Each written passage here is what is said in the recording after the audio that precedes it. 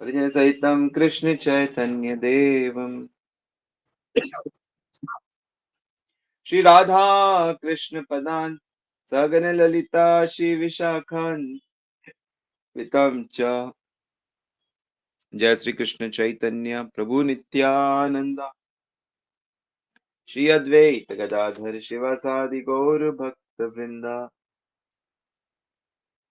हरे कृष्णा कृष्ण कृष्णा हरे हरे, हरे राम राम राम हरे हरे।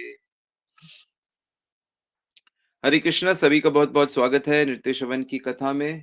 और आज बहुत पवित्र दिन है, आज गीता जयंती है। आज ही के दिन 5000 साल पहले भगवान श्री कृष्ण ने कुरुक्षेत्र के मैदान में भगवत गीता का अभूतपूर्व ज्ञान उपदेश दिया था। बड़े बड़े ज्ञानी इस गीता को पढ़कर ही बनते हैं, जीवन सफल होता है गीता को पढ़ के। सारे प्रश्नों के उत्तर इससे प्राप्त हो जाते हैं। मनुष्य सुखी आनंदित होता है, जन्म सार्थक हो जाता है। जी क्यों रहे हैं, मर क्यों रहे हैं, फिर पैदा क्यों हो रहे हैं, सारे उत्तर प्राप्त हो जाते हैं। तो क्यों ना इस गीता के ऊपर थोड़ी सी चर्चा की जाए, और चर्चा करेंगे गीता सार, चतुर्श्लोकी गीता। मैंने भक्तों से रिक्वेस्ट किया था कि आज आप लोग इसको पढ़िए।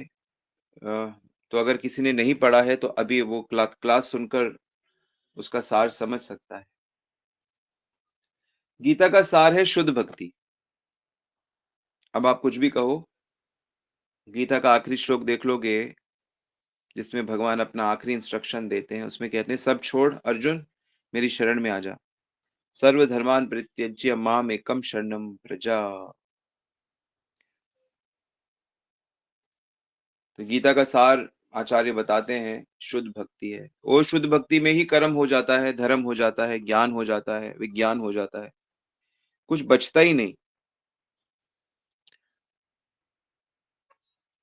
तो ये 4 श्लोक आपको याद करने चाहिए। तो इसमें पहला जो श्लोक है, अगर आपके पास भगवत गीता घर में है, जो होनी चाहिए, आप उसको निकालिए अभी। और 10वें अध्याय का 8वां श्लोक निकालिए, निकालिए। अहम सर्वस्य प्रभवो मत्तः सर्वं प्रवर्तते इति मत्वा भजन्ते मां बुधा भाव समन्वितः। श्री कृष्ण बेसिकली इस श्लोक में बता रहे हैं कि श्री कृष्ण हर चीज के स्रोत हैं, कारण हैं, हर चीज उन्हीं से पैदा हुआ है। अहम सर्वस्य प्रभवो, प्रभवो मतलब प्रकट होना, जन्म लेना। भौतिक चीज हो चाहे आध्यात्मिक चीज हो, वैसे चीजें मूल मूल तो 3 ही हैं। एक भगवान खुद हैं, अगर उनको चीज कहा जाए तो। एक माया, जड़ तत्व, पंचभूत। और एक जीव, जीवात्माएं, छोटी छोटी जीवात्माएं, चेतन आत्माएं। तो जड़ पदार्थ से भौतिक जगत बना है, चेतन पदार्थ से आध्यात्मिक जगत बना है। तो भगवान कहते हैं दोनों ही मुझसे प्रकट हुए। I am the source of both material and spiritual world. भौतिक हो आध्यात्मिक हो, भगवान से मान लो इस बात को। बस जो भी जमीन आज के बाद आपको दिखे, मान लो उसका मालिक कन्हैया है। जो भी पानी आपको दिखे, मान लो वो पानी कन्हैया का है। बिस्लरी कंपनी का नहीं है वो कन्हैया का है। जो भी आग आपको दिखे, आग का कोई ओनर तो बनता नहीं है कि भाई आग मेरी, लेकिन वो सूरज भगवान का है। भूमि हो गया, अग्नि हो गया, वायु, और वायु जल हो गया। वायु ऑक्सीजन हो, हाइड्रोजन हो, जो भी वायु है भगवान की है। इसी तरह आकाश भगवान का है। हर चीज भगवान से निकली है। मत्ता सर्वम प्रवर्तते, सब चीजें मुझसे निकली भी हैं और मुझसे चलती भी हैं। मेरी ही शक्ति इनको चला रही है, घुमा रही है।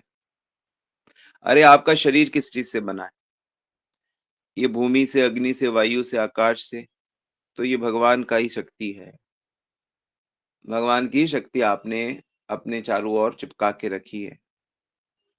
और अंदर वाला जो आपका शरीर है मन, बुद्धि, अहंकार से, वो भी भगवान की शक्ति है। और जो आप हो आत्मा, वो भी भगवान उसके ओनर हैं।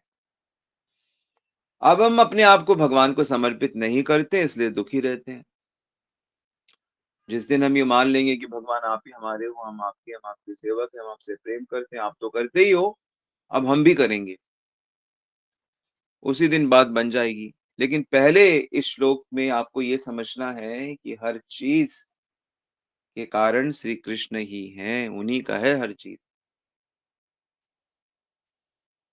ऐ मालिक तेरे बंदे हम, गाते हैं ना? यानी हम आपके हैं। पहले तो संबंध को समझो। तो जो इस बात को जान जाता है, इति मत्वा, जो इस बात को जान जाता है, क्या आप जान गए?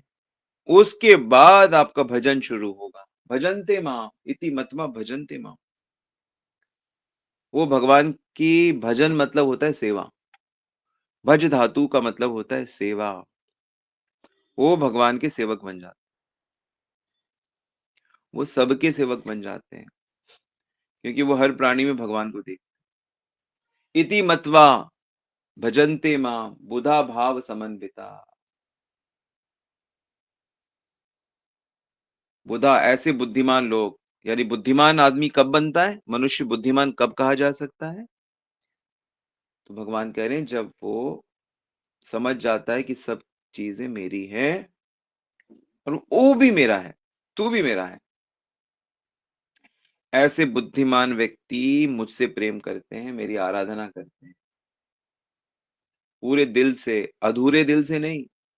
मेरे से कुछ लेने की बात नहीं सोचते वो, प्रेम करने लगते हैं मुझसे। तो ये बात भगवान बता रहे हैं। अब फिर दूसरा श्लोक बड़ा सुंदर श्लोक है। 9 नंबर श्लोक में क्या कह रहे हैं? इन्हीं की बात करेंगे अभी। मच्चित्ता मद्गत प्राणा बोधयन्ते परस्परम कथयन्तिश्च माम नित्या तुष्यन्ति च रमन्ति च। तो ऐसे जो मेरे तरफ चलना शुरू कर दिए हैं, अपना दिल मुझे देने लगे हैं, तो इनकी पहचान क्या होती है? ये लोग करते क्या हैं? हुँ? तो भगवान कहते हैं मच्चित्ता मदगत प्राणा, अपने मन से और चित्त से। चित्त क्या होता है? असली मन होता है। आपका जो मन है ना वो बाहरी मन है, लेकिन जो आपके संस्कार हैं वो आंतरिक मन है, सबकॉन्शियस माइंड। तो वो पूरा चित्त से, मतलब कुछ बचा ही नहीं, पूरा का पूरा मन मदगत प्राणा, मुझे ही अपना प्राण समझते हैं, मेरे लिए ही जीते हैं। सोचो, जैसे आप अपने बच्चों के लिए जीते हो, पत्नी के लिए जीते हो, पति के लिए जीते हो, तो ऐसे ही जब ये बात समझ में आ जाती है कि असली कौन, नकली कौन, टेम्परेरी कौन, परमानेंट कौन, मैं किसका, वो किसका, तो जब ये बात समझ में आ जाती है, तो भगवान हमारे प्राण बन जाते हैं। प्राणों से प्यारा तू है हमारा, मेरी सांस-सांस में तेरा है नाम, मुरली वाले मुझे चरणों से लगा ले, मेरी श्याम मुरली वाले। प्राण बन जाते हैं, पूरी तरह से मन उनमें लग जाता है। और क्या करते हैं? बोधयन्ते परस्परम, और आपस में एक-दूसरे को भूलने नहीं देते हैं। एक-दूसरे को याद दिलाते रहते हैं, कन्हैया कौन है? कन्हैया क्या करता है? कथयन्तिश्च माम नित्या, मेरे बारे में बात करते हैं। क्या बात करते हैं? अरे! मेरे सिद्धांतों की बात करते हैं, गीता की बात करते हैं, मेरी लीलाओं की बात करते हैं, यानी भागवत की बात करते हैं, मेरे भक्तों की बात करते हैं, तो मेरे बारे में बात करते रहते हैं। जैसे इतने सारे न्यूज़ चैनल्स हैं, टेलीविज़न चैनल्स हैं, न्यूज़पेपर हैं, मैगज़ीन्स हैं, नॉवेल्स हैं। वो संसार की बात करते रहते हैं, संसार के लोगों की बात करते रहते हैं। लोगों की अचीवमेंट्स, क्या प्रगति करी, क्या लड़ाई करी, क्या धोखा हुआ, क्या मर्डर हुआ, ये सब बातें करते रहते हैं। सांसारिक लोगों की जो कामुक हैं, क्रोधी हैं, लोभी हैं, धोखे में हैं, उनकी बातें संसार की चीज़ें करती रहती हैं और हम उसी में रचे-पचे रहते हैं। लेकिन हम बुद्धिमान कब बनते हैं जब हम पहचान लेते हैं कि हमें क्या बात करनी है, किसकी बात करनी है। क्योंकि जिसकी हम बात करेंगे, जिसमें हम अपने मन को लगाएँगे, वहीं तो हम जाएँगे, वही गति हमें प्राप्त होगी। मूलतः हमको आनंद चाहिए देखो भाई, हम ज़्यादा बात नहीं करते हैं, हम सबको आनंद चाहिए। किसी भी देश के आप हों, आनंद चाहिए और नित्य आनंद कन्हैया के पास है, कृष्ण के पास है। अनित्य आनंद, टेम्परेरी आनंद हर व्यक्ति के पास है।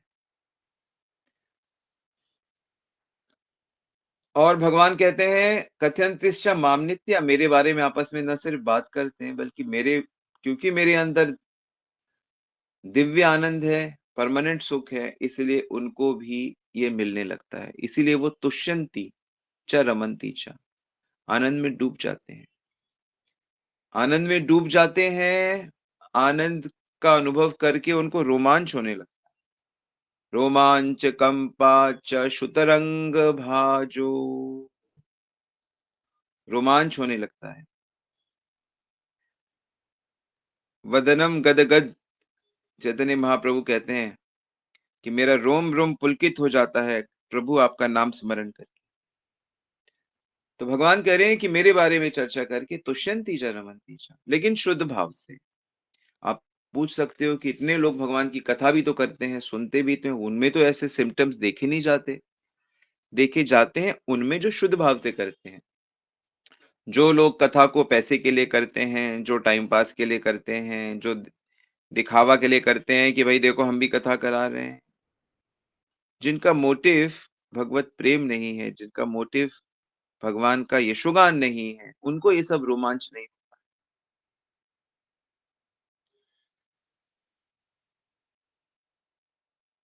तो भक्ति एक ऐसी चीज़ है जब आपको भगवत प्रेम नहीं भी होता है, तो भी साधना करते हुए बड़ा आनंद आता है। साधन अवस्था में भी बहुत आनंद आता है, फिर सिद्ध हो गए तो कहना ही क्या।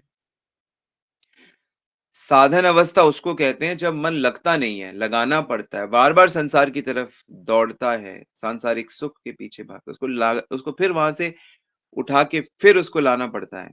भगवान के चरणों में आओ, भगवान की कथा में आओ, भगवान के जप में आओ, कीर्तन में आओ, भक्तों के बीच में रहो, फिर भाग जाता है, अखबार में, समाचार में, चलचित्र में, गपशप में, निंदा में, स्तुति में, चला जाता है, पर उसको खींच के लाना पड़ता है, इसको साधना बोलते हैं।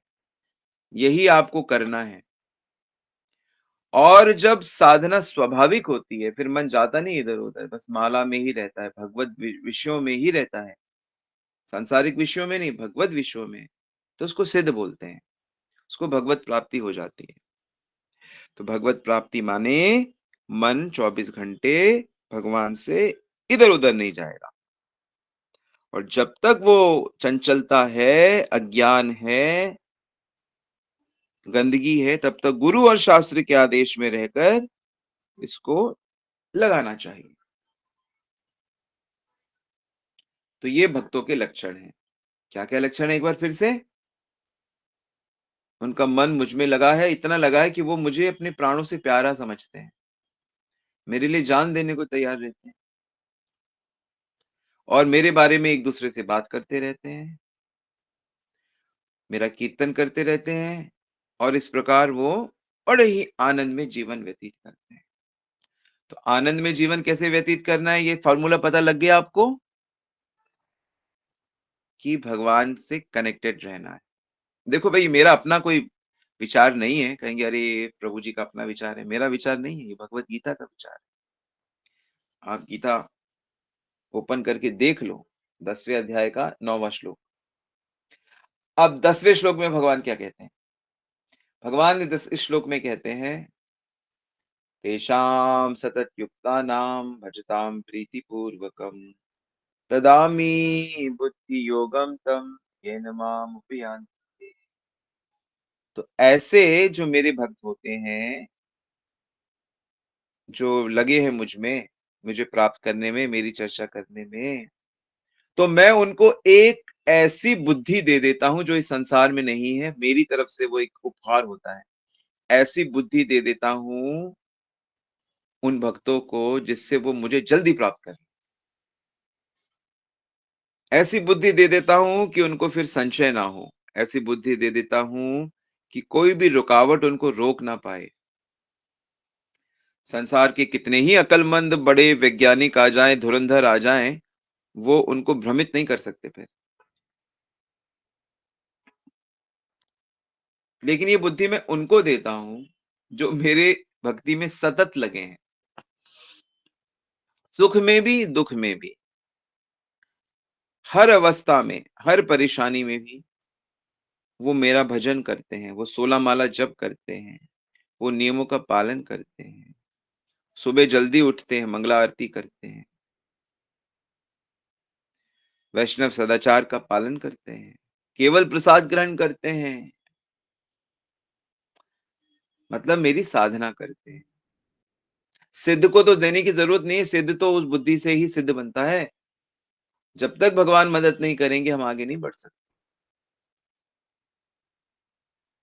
ददामि बुद्धि योगम तम, दे देता हूं।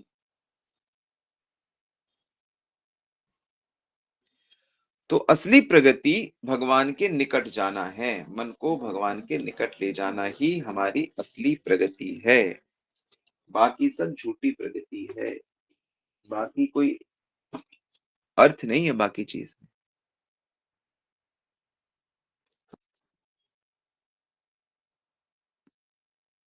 और फिर भगवान जो आखिरी श्लोक बोलते हैं, चौथा श्लोक, 11 नंबर जो श्लोक है 10वें अध्याय का, वो कहते हैं भगवान, तेषामेवानुकंपार्थम अहम अज्ञानम जमतमा नश्यामि आत्म भावस्तो ज्ञान दीपेन भास्वता। बचा खुचा अज्ञान भी मैं जला देता हूँ, मिटा देता हूँ। विशेष कृपा मैं करता हूं उन पे, अपने भक्तों पे, क्योंकि मैं तो उनके हृदय में रहता हूँ। मैं तो उनके हृदय में रहता हूँ और उनके हृदय में जो भी गंदगी होती है साफ कर देता हूँ, जो अज्ञान से पैदा होती है, ज्ञान के दीपक से। हमारी समस्या ये है कि हमें चीजें याद नहीं रहती। हम सुन रहे हैं लेकिन हम भूल जाते हैं। इसलिए आपको लिख लेना चाहिए और उस पे विचार करना चाहिए। विचार कर करके उसको अपना बना लो, उसे अपना संस्कार बना लेना चाहिए, उसे चित्त में उतार लेना चाहिए। इसी को साधना और जिद कहते हैं। जिद्दी व्यक्ति कुछ भी कर सकता है। कोई व्यक्ति अगर किसी चीज के पीछे पड़ जाए, कसम खा ले जब तक प्राप्त नहीं होगा लगा रहूंगा, तो उसको वो चीज अवश्य प्राप्त होगी। तो ऐसे ही कसम खा लो कि भगवत प्राप्ति होगी कैसे नहीं, करेंगे तो क्यों नहीं भगवान कृपा करेंगे। इस विश्वास के साथ हर साधक को आगे बढ़ना चाहिए।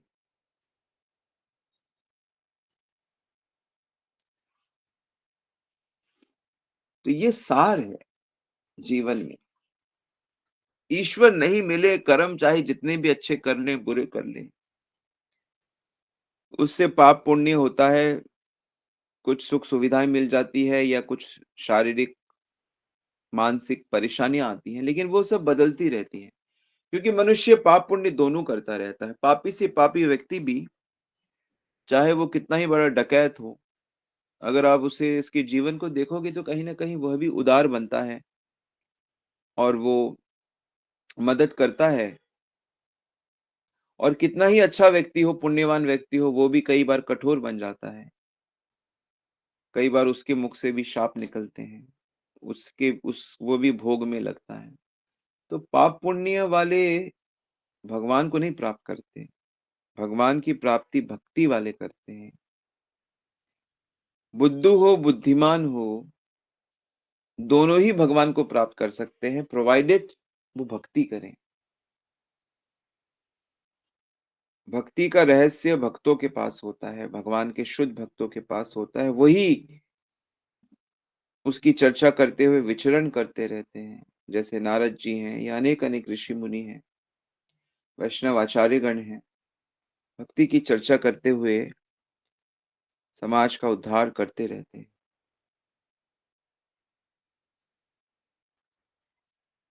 तो ये है भगवद गीता का मोटा-मोटा सार।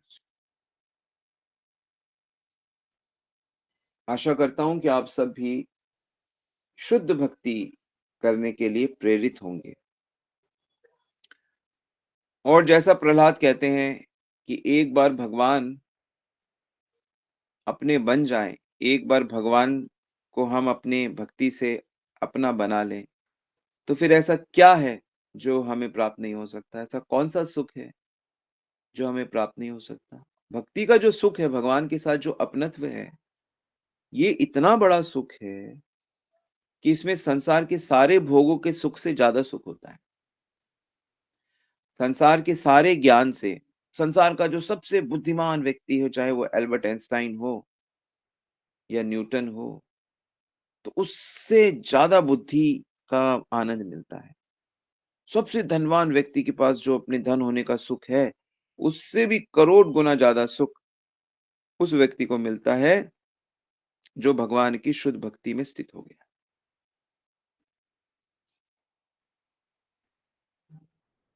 तो क्यों नहीं इस की तरफ ध्यान दिया जाए? क्यों पागलों की तरह सांसारिक वस्तुओं को इकट्ठा करने में लगे रहें? संसार की सब वस्तु भगवान की हैं। ईशावास्यम इदं सर्वम यत् किंचित जगताम जगत। जो कुछ भी इस जगत में है, वो श्री कृष्ण का ही है। तेन तत्वेन भुंजिता माँ गृधा स्वई धनम। कि जितना आवश्यक है उतना प्रयोग करो, बाकी सब भगवान की सेवा में लगाओ। भगवान की, भक्तों की, जगत की सेवा में लगाओ। तो इस चेतना से जिया जा सकता है, इस चेतना से जीने वाले ही असली बुद्धिमान होते हैं, पवित्र होते हैं। पवित्रम इदम उत्तमम प्रत्यक्षावगमम धर्म्यम सुसुखम कर्तुमप्ययम्। और ऐसी भक्ति को करने में सुसुख मिलता है, परम पवित्रता प्राप्त होती है, परम शुद्धता।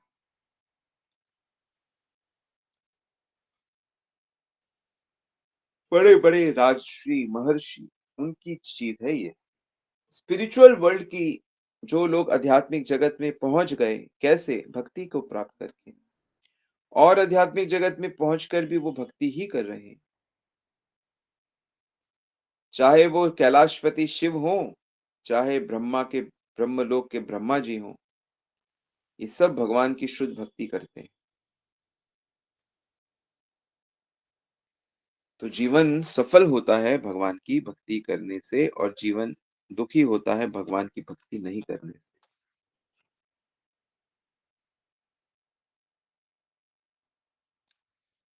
तो इस भगवत गीता को पढ़ें प्रतिदिन।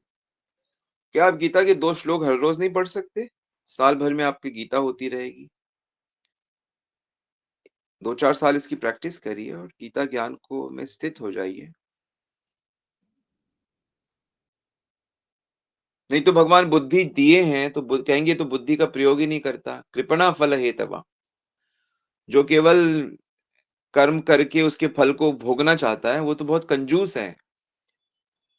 क्योंकि बुद्धि मिली है भगवत प्राप्ति के लिए।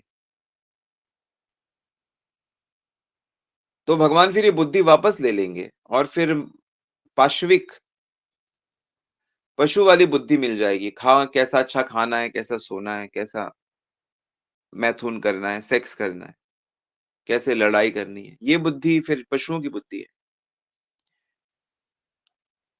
तो अभी हमें मानव बुद्धि मिली है, तो इस मानव बुद्धि को प्राप्त करके भगवत प्राप्ति करना है, तो ही जन्म सार्थक परा पुंसा अंते नारायण स्मृति। शास्त्र कहता है मनुष्य का जन्म सार्थक तभी होता है, जब अंत समय में उसे भगवान की याद आती है।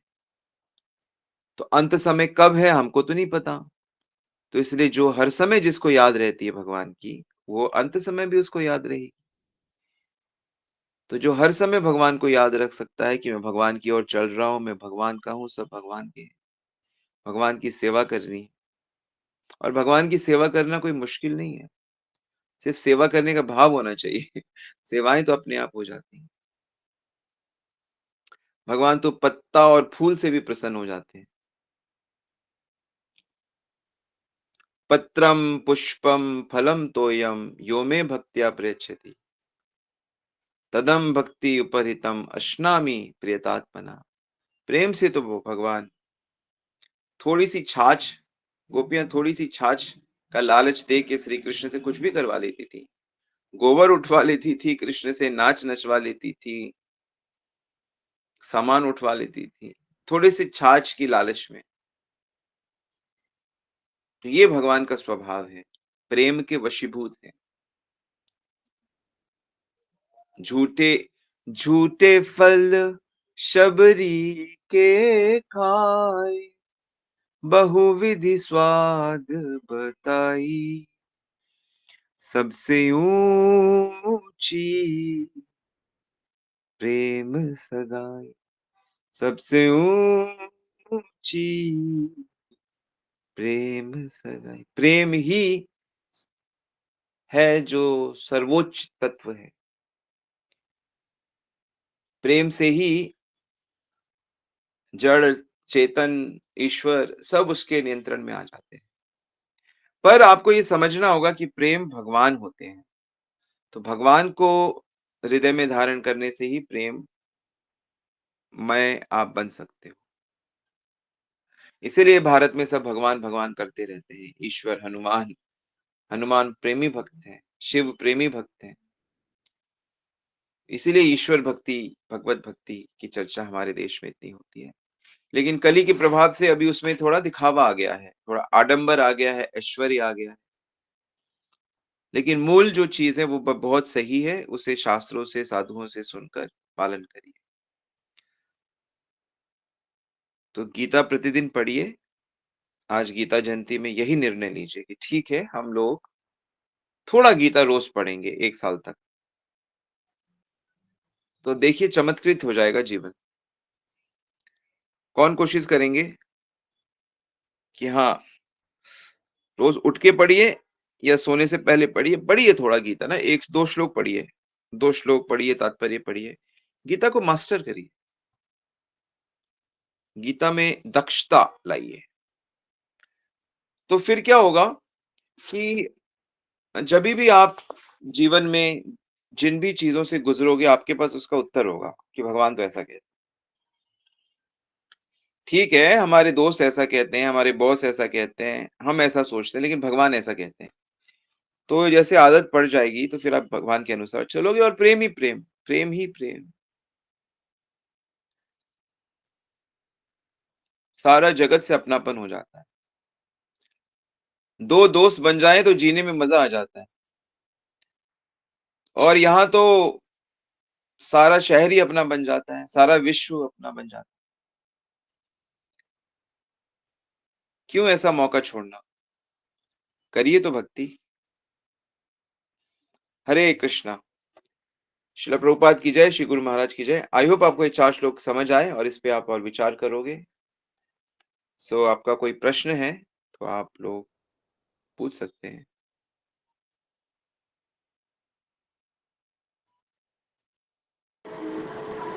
हरे कृष्णा प्रभु जी। हरि बोल। हरि बोल। एक प्रश्न मेरे दिमाग में है। आपने एग्जाम्पल दी साइंटिस्ट की, तो ये कहते हैं कि साइंटिस्ट जो भी काम करता है वो भी भगवान की मर्जी से ही होता है, और जो उसको रिजल्ट मिल रहे हैं, जैसे आइंस्टाइन को जो भी रिजल्ट मिले वो भगवान की मर्जी से ही मिले, भगवान की अप्रूवल थी उसमें। तो मर्जी और अप्रूवल में फर्क होता है। जी जी जी जैसे जज होता है, जज सैंक्शन करता है, जी। इनाम या सजा, उसमें हाँ। उनकी मर्जी नहीं होती। हम्म। तो ऐसे जी ही सब अच्छे बुरे कार्यों में भगवान सब चीज़ें देखते हुए उसको सैंक्शन करते हैं। जी, जी। पर वो भगवान की इच्छा नहीं होती है। हाँ, हाँ। तो मेरा भगवान की तो प्रश्न इच्छा है कि सब भगवान से प्रेम करें, उनके पास जी, वापस आएँ। जी। ये तो मेरा आपका प्रश्न ये है सर कि जो भी रिज़ल्ट उस साइंटिस्ट को जो भी उसने इन्वेंशन की, वो भगवान की अप्रूवल से ही हुई। ये तो वो साइंटिस्ट जो है 16 माला नहीं कर पा रहा है, नहीं करता है, भगवत गीता नहीं पढ़ता है, लेकिन अपना काम बहुत ही सिंसियर तरीके से कर रहा है। तो इसी तरह से क्या ये भी इंटरप्रेट कर सकते हैं कि जो व्यक्ति अपने काम को सीरियसली करते हैं, भगवान का नाम लेके करते हैं, वो भी एक भगवान की सेवा ही है? नहीं, नहीं, वो कर्म के रास्ते में है। कर्म का रास्ता होता है, देखो 4 हाँ, रास्ते होते हैं प्रभु जी। जी। कर्म, ज्ञान, ध्यान, प्रेम, यानी कि भक्ति। जी, जी। ये 4 ही रास्ते हैं जेन्युइन। तो कर्म का जो रास्ता है, उसका लक्ष्य क्या होता है कि हुँ, मैं मेहनत करूँगा और उसका फल जो होगा उसे मैं स्वीकार करूँगा। जी, जी। वो उसकी डायरेक्शन कुछ भी हो सकती है, पर हुँ, मेनली कर्म करने वालों का लक्ष्य होता है कम्फर्ट, मुझे कम्फर्ट क्रिएट करना है। उस जितने भी हुँ, वैज्ञानिक हैं, हुँ, वो मानव समाज के लिए कम्फर्ट क्रिएट कर रहे हैं, चाहे वो डिफेंस की फील्ड में हो, चाहे वो होम अप्लायंसेस हो, मेडिसिन हो, हाँ, लाइफ़स्टाइल हो, कम्फर्ट। हाँ। जी, जी। तो जो इस तरह से पृथ्वी पे कर्म कर रहे हैं, तो जी। जब वो बहुत अच्छा कर्म करते हैं, तो वो स्वर्ग को प्राप्त करते हैं। भगवान कहते हैं, "अरे! पृथ्वी में तो मृत्यु है, पृथ्वी में तो हाँ, बहुत बीमारियाँ हैं, बुढ़ापा है, लाओ हम आपके कर्मों से प्रसन्न हैं, हम हुँ। आपको स्वर्ग दे देते हैं, चलो।" जी, जी, जी। तो ये जितने भी स्वर्ग में रहते हैं, ये हाँ, सब बहुत अच्छे से कर्म किए हैं, बहुत धर्म किए हैं हुँ, और स्वर्ग हुँ, में ये अपने कर्मों के फलों को भोगते हैं, लेकिन उससे उनको सैटिस्फैक्शन नहीं होती, हुँ, हुँ। ठीक है? तो जी, दूसरा जी। रास्ता फिर कौन-सा है? वो ज्ञान का रास्ता है। ज्ञान का रास्ते में क्या है? हर चीज़ को जानना है, जानना है। तो हाँ, ज्ञानी जो होता है, वो समझ जाता है, जान जाता है कि संसार में सुख नहीं है, चाहे जितना ही ऐश्वर्य मिले। जैसे कि जी। लॉर्ड बुद्धा तो राजकुमार थे, राजा बनते वो। उन्होंने जान लिया कि दुःखमय जगत है, इसलिए मोक्ष की बात करते हैं। हुँ, तो ज्ञानी पुरुष जो होते हैं, वो भगवान की में से मुक्ति चाहते हैं, जन्म मृत्यु के परे जाना चाहते हैं, हुँ, हुँ। ठीक है? जी, जी, जी। फिर जो बहुत तीसरा रास्ता होता है, वो हुँ, होता है योग का रास्ता।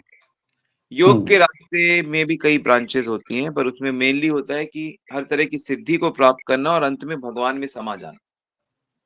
अच्छा, अच्छा। हुँ, तो इसमें भी कई-कई हैं, इसमें चाहे गौतम ऋषि हों, चाहे कपिल मुनि हों, इन लोगों ने हुँ, बहुत व्याख्या करी है। और जो चौथा हुँ। रास्ता है, वो है भक्ति का। बक और वो भक्ति के रास्ते में भी कई-कई रास्ते हैं, ऐश्वर्य युक्त भक्ति है, काम युक्त भक्ति है, निष्काम युक्त भक्ति है और प्रेम युक्त भक्ति है। हुँ, तो जो प्रेम वाली भक्ति होती है, जो चैतन्य महाप्रभु ने सिखाई है, उससे फिर भगवान के साथ ऐसा संबंध और प्रेम हो जाता है, कि वो जन्म मृत्यु के पार तो जाती ही है, इनफैक्ट हुँ। भगवान उनके बिना नहीं रह सकते। जी, जी, जी। समझ गए? हाँ, हाँ, बिल्कुल, बहुत अच्छी तरह से मोदी जी को अगर आपसे प्यार हो गया, हाँ, हाँ। अगर मोदी जी आपसे पागलों की तरह प्रेम करें, तो सारा भारत आपके कदमों में है कि नहीं है? हाँ, बिल्कुल जी, बिल्कुल। लेकिन हुँ, अगर आप भारत की सुख-सुविधाएँ प्राप्त करना चाहते हो, इसलिए आप मोदी जी से प्यार कर रहे हो, तो आपका जो रिलेशन है, वो प्योर नहीं है। जी। हाँ, इसलिए भगवान कृष्ण जो हैं, जब उनसे कोई प्रेम करता है, तो भगवान छुपा लेते हैं कि वो भगवान हैं। जी, जी, हाँ। तो हम लोग प्रेम भगवान से नहीं करते, हम प्रेम करते हैं नंद जी के बेटे से। हुँ, हुँ, जी, जी, हाँ। हुँ, अभी तो हम ये जानते हैं कि श्री कृष्ण भगवान हैं, लेकिन हाँ, जब हमारा प्रेम हो जाएगा, तब हम ये बात भूल जाएँगे। अच्छा। हमारा जो प्रेम है, वो हमारे ज्ञान को ढक देगा। हुँ, जैसे कि एक बहुत अमीर लड़का और एक बहुत गरीब लड़के में दोस्ती तभी हो सकती है, जब वो भूल जाएँ कि मैं अमीर हूँ या मैं गरीब। जी, हाँ। तो प्रेम का स्वभाव होता है कि वो हर चीज़ को ढक देता है और सिर्फ़ प्रेम को हुँ, प्रकाशित करता है, यही स्पिरिचुअल वर्ल्ड है। जी, जी। तो जम के जप करें और जी, जी, फिर जी। उसको फ़ॉलो करें, हाँ हृदय जी। शुद्ध होता रहेगा, भक्तों का संग होता रहेगा, कृष्ण कथा, कृष्ण नाम, कृष्ण भक्ति जी। से वो प्रेम आपके अंदर है, सभी जीवों के अंदर है, उसे बस फूँक मार-मार के जैसे आग को निकाल लेते हैं ना आप, जी, जी, यही जी। भक्ति करके प्रेम को जगा लीजिए जल्दी से जल्दी। जी, जी, सो जाए तो कहाँ सुने? प्रभु हरे जी प्रभु जी एक छोटी-सी एक प्रार्थना है आपसे। कई बार कुछ चीज़ें आपकी मिस हो जाती हैं, कई बार इस तरह का वो रहता है, तो कुछ आपका वो कुछ रिकॉर्डेड लेक्चर्स भी हैं क्या? है ना, यूट्यूब पर? यूट्यूब में आप जाइए एसएलएचटी मीडिया, अच्छा, उसमें यूट्यूब में हमारे स्टूडेंट्स हर दूसरे तीसरे दिन ये जो मेरा लेक्चर है इसको डाल देंगे। अच्छा, अच्छा, ये अच्छा, ये ठीक लीजिए है। मैं इसमें लिख देता हूँ। हाँ, एसएलएचटी मीडिया और ग्रुप में भी आता है, जी, ग्रुप में भी ये इसका अ, आपको ग्रुप में आप अपना नंबर इसी में टाइप कर दीजिए, अभी वो हमारे कोऑर्डिनेटर नोट कर लेंगे। अच्छा, अभी टाइप कर दीजिए, आप वो कोड अभी नोट कर लेंगे, मैं अपना नाम लिख दीजिए, आपको ऐड कुछ कर नहीं देंगे, होगा, फिर आपको मिलता है। कहाँ पे टाइप होगा? कोई और प्रश्न मैसेजेस यहाँ किसी का? से हैं।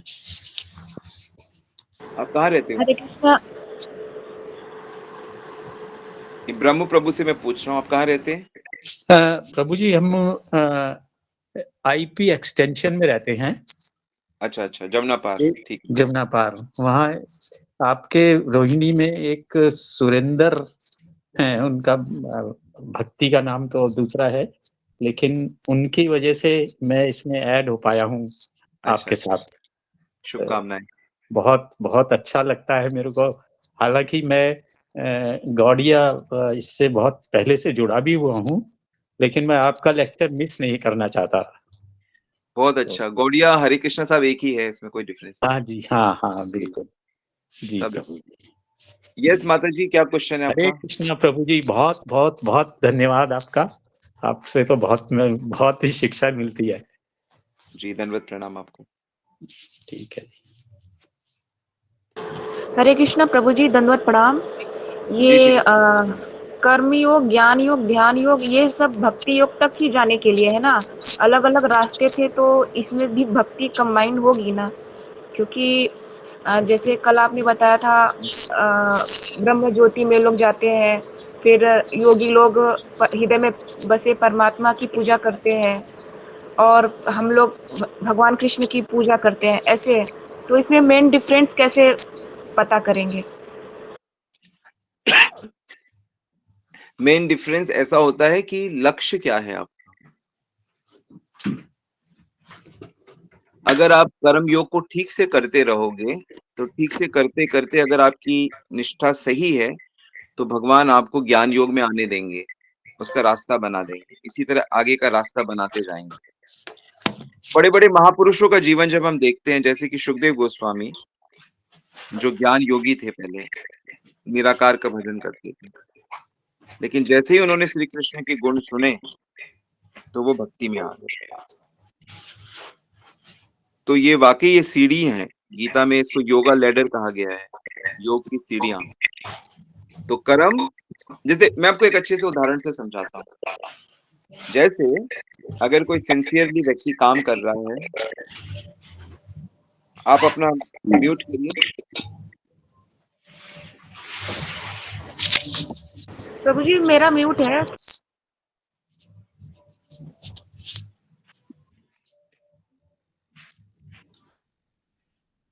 यस, सो जैसे मैं आपको एक उदाहरण देता हूँ, जिससे समझ में आ जाएगा। जैसे कोई व्यक्ति बहुत ईमानदारी से अपना काम करता है, ऑफ़िस जाता है, कोई चोरी नहीं करता, ऑनेस्टली काम करता है,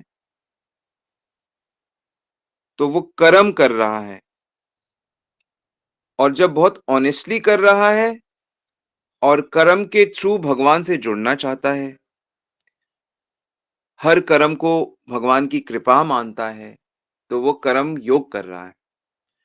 लेकिन एक दिन उसको ये लगने लगे कि आखिर मैं जिस स्कूल में काम कर रहा हूँ या जिस ऑफिस में काम कर रहा हूँ, ये किसका है? Who is the owner?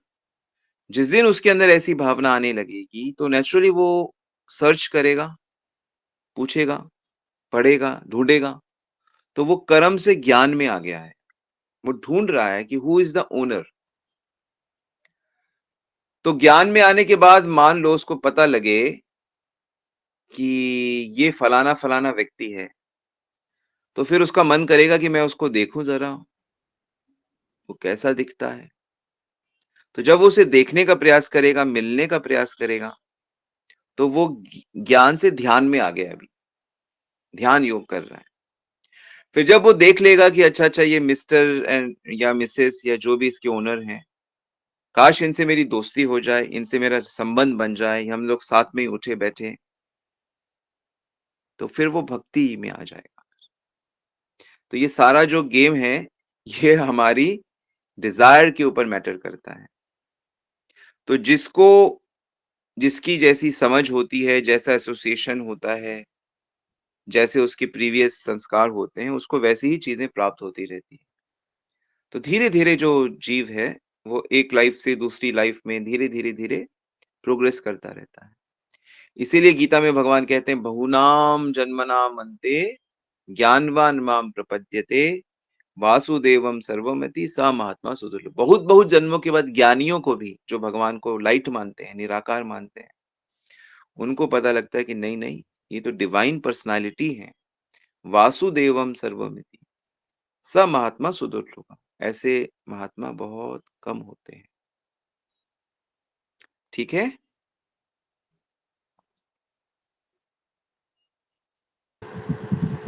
जी प्रभु जी, धन्यवाद। हरे Krishna.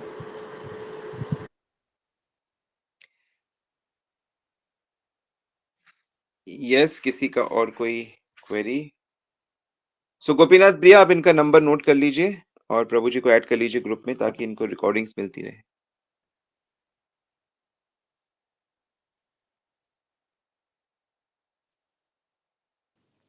Okay Prabhu ji. Yes, please.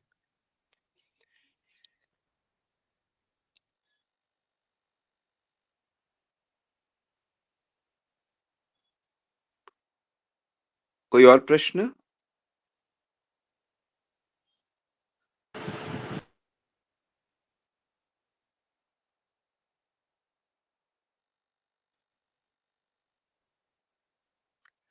All right, सो हम लोग यहीं रुकते हैं। वांछा कल्पितरूपेश्च कृपा सिंधुभ्येव च वैष्णवभ्यो नमः। जगत गुरु श्रील प्रभुपाद की जय, श्री गुरु महाराज की जय, समस्त भक्तवृंद की जय। गौर प्रेमानंदी हरि हरि।